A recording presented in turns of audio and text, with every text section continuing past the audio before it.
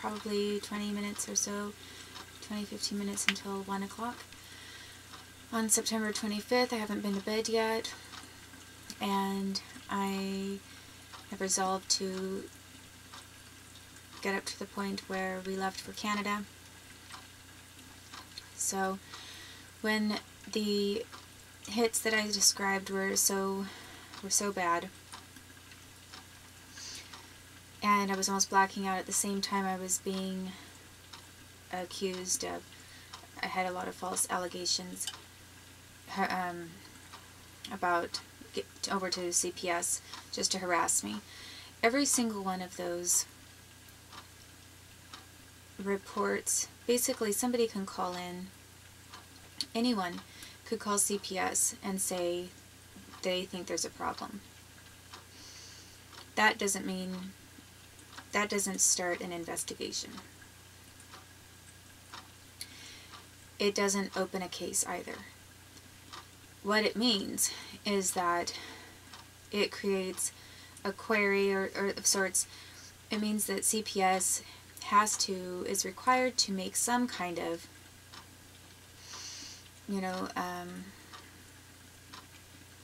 ask the person that is being accused a few questions. They have to respond in some way, but it's not an investigation.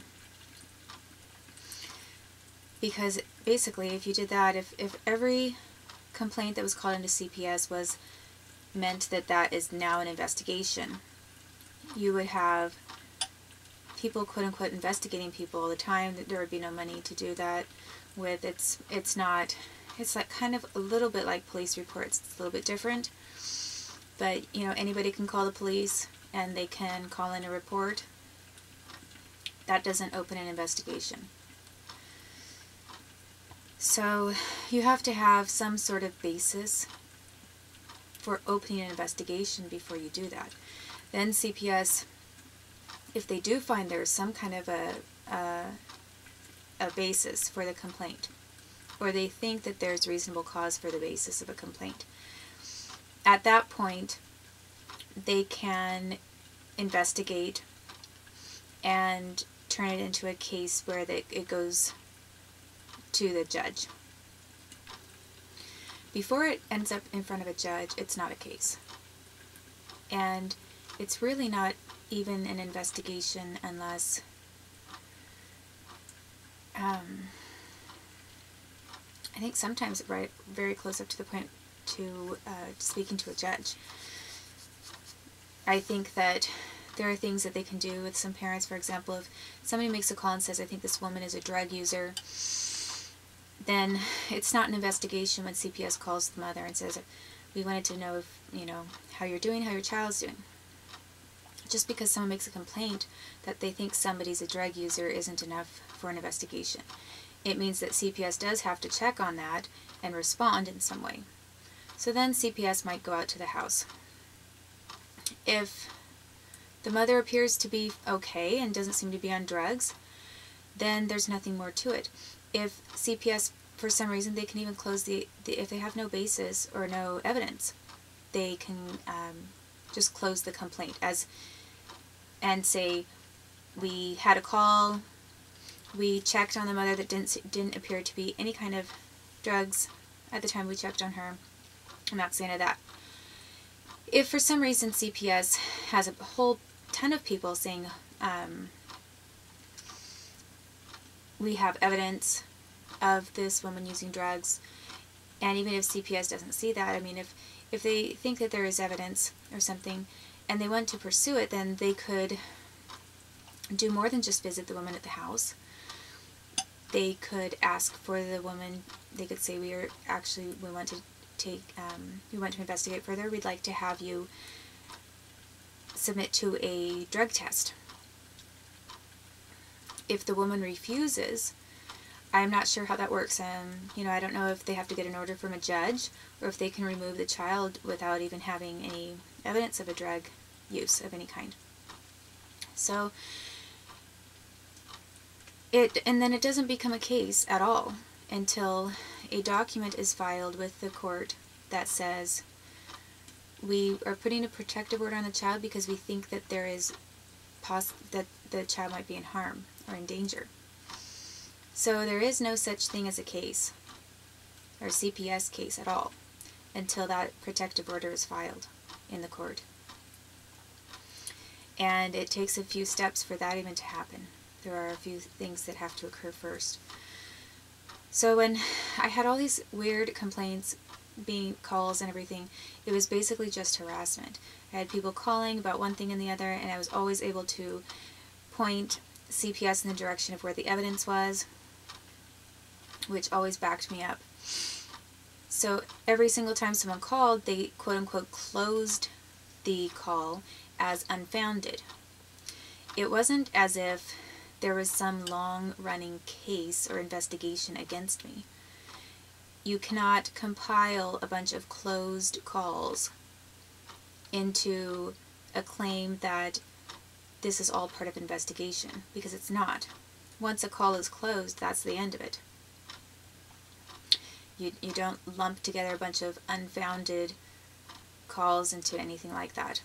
So everything had been, before I even had one call from CPS, by the way, I did go to social services and I requested a full copy of all the records from every DSHS office in the state of Washington, whether made in Spokane, Wenatchee, or Olympia, because prior to CPS getting involved in harassing me about my son, I was being harassed and retaliated against on a social services level after I won that fair hearing. And, you know, they refused to reimburse me for the money, for the driving to medical appointments, that kind of thing. So I knew that there was something wrong, and I wanted to know what was in my social services file. So nobody had even made a complaint about me to CPS at that point. So I actually wrote out several requests, and you know, the FBI can really shoulder a lot of the blame here, because when the FBI refuses to honor a FOIA request for over a year, every other agency that's government connected thinks that they can do the exact same thing. I mean, after all, isn't the FBI a step above CPS? Anyone who works at CPS or on a state level who knows that, well, the FBI isn't responding to the legally mandated response to FOIA for Ms. Garrett. So, obviously, there's not going to be a problem if we don't either. The FBI supposedly investigates groups like CPS. Supposedly. I mean, if there's public corruption, it doesn't matter what organization it is. The FBI is supposed to be the watchdog on that. So when the FBI is showing everybody by their example that they don't have to follow the laws at all, it gives a lot of hope to other organizations who have people who would rather not follow the laws to follow in their footsteps. Oh boy, Big Brother isn't giving Cameo the FOIA, so CPS or Social Services of Washington State doesn't need to either. So I sent them, just as the FBI knows and is well aware of how many formal requests, written requests, I sent their offices asking for FOIA, covering the bases, and they know this. I sent as many requests to Washington State Social Services in Wenatchee. I mailed requests. I emailed requests. I realized email wasn't going to do it. So I sent my requests by mail to them. And then I went to their offices several times, maybe 3 or 4 times total, and I filled out the specific release of information, checked all the boxes, and used my signature right there with their security cameras running at the offices for social services and later for CPS. So when I'm I later found out, I said, who's responsible for giving me this information, FOIA? Because at some point I talked to somebody about why wasn't this being processed when I had a right to know what was in the social services information about me, which had nothing to do with CPS. As I say, nobody was involved with, had used them at that point. And the excuse that I was given was that it's not Tina Thornton's duty or responsibility, and it's not Donald Titleman's responsibility, that any kind of a written request for information like that would go to Barbara over in Spokane, Washington, who was their regional supervisor. So supposedly Barbara was the person who was not releasing that information after multiple requests. So then I have CPS harassing me, and I had to ask also for records from CPS. And they gave me a couple things, but not everything that they were supposed to give me. Right about that time, my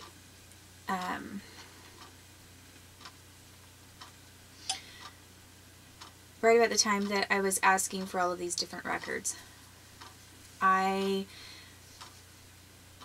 was told that I needed to go to anger management. At some point somebody suggested that maybe I should go to anger management. There was never a reason for that. It was something that came about through a social worker and not CPS again. But a social worker said, well, if you're not going to medical appointments and you can't go to them, then maybe you can go to this anger management thing.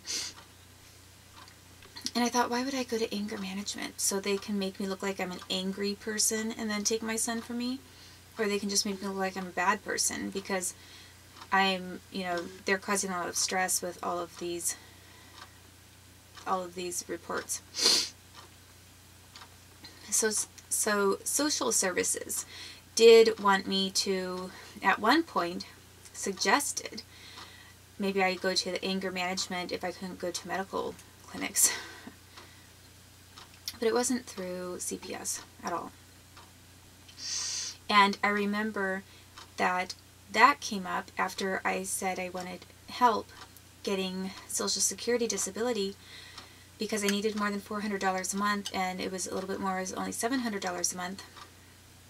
But it would provide me with a full federally funded physical examination that would show I did have these injuries, because everyone was lying and saying that I was never hurt at all in this childbirth, and neither was my son. And supposedly I was using these prescription painkillers just because I was a drug addict and drug dependent. So all of these lies were circulating about that. And I thought, well, if someone has to do a physical, then they have to evaluate me, and they will find that I was damaged. It's going to be in the record, and it will further my claim that we deserve to be compensated, and we need legal defense.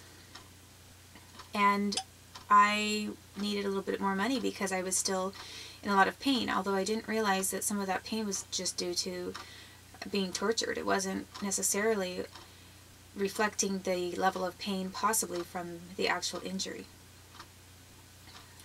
So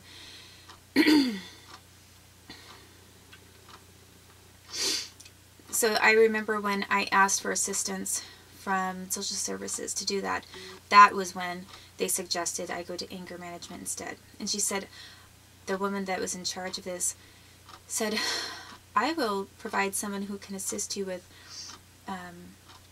Social Security for mental health reasons. She said it very sarcastically, just sort of laughing at me. And she said, but I will not have anyone help you get Social Security for physical reasons. It's really not up to them to determine, actually. But that's how she put it. So I had zero assistance, which is part of, their whole programs, and something they're supposed to provide if it's requested in applying for federal Social Security. So they were, at that time, a lot of people were making these, then later making these CPS complaints